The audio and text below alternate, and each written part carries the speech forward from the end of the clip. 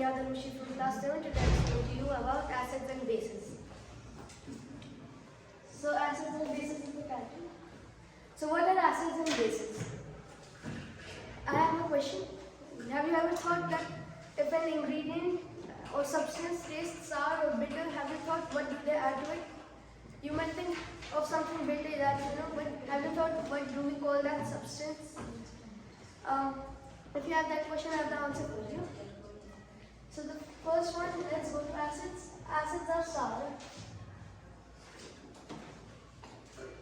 Sour. And bases are bitter. Sour things are like oranges, and bases are, for example, coffee beans. They are sour and bitter.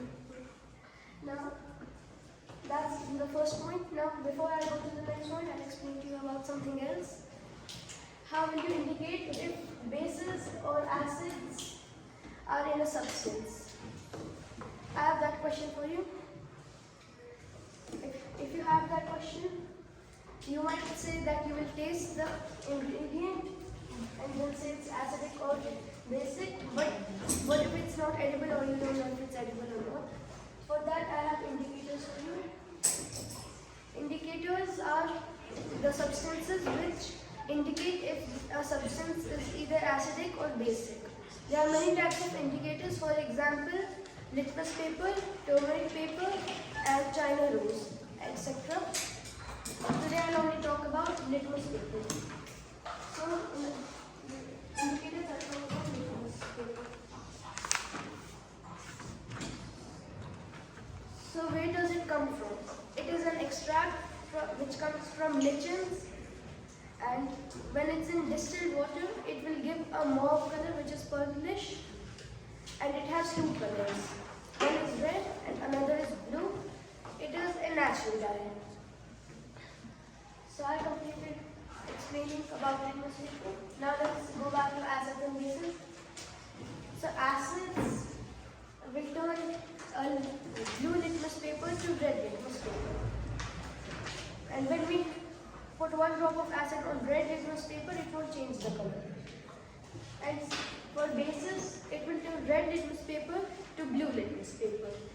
And like acids, it won't change the blue litmus paper. That's the second point. Then now let's go to the third point, the edible acids and not edible acids and bases. So the edible acids. There are many types of edible ones, but I'll only give two examples. One is citric acid, which is found in oranges and some juices. And then the second example is tartric acid, which is found in tamarind. Then now let's go to bases. The edible bases are, one will be calcium hydroxide and another will be magnesium hydroxide. For example, milk of magnesium.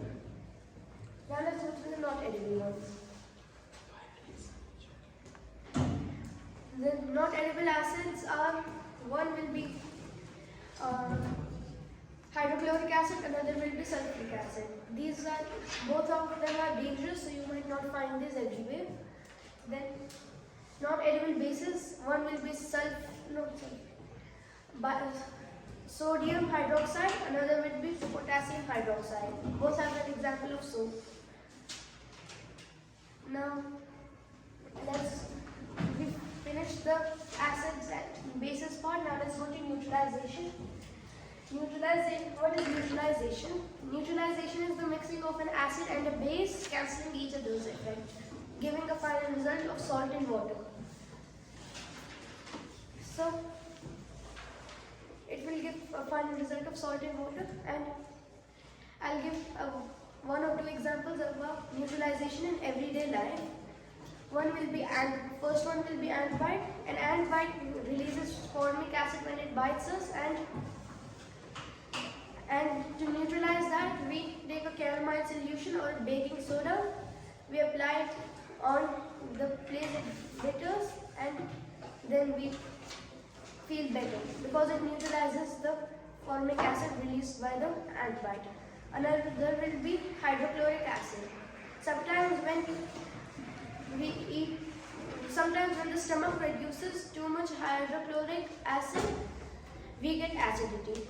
In that case, we take an antacid solution which neutralizes the hydrochloric acid, making us feel better. And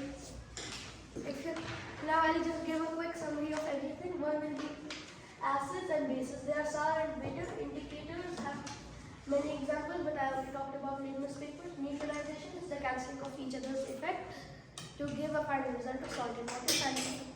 Thank you.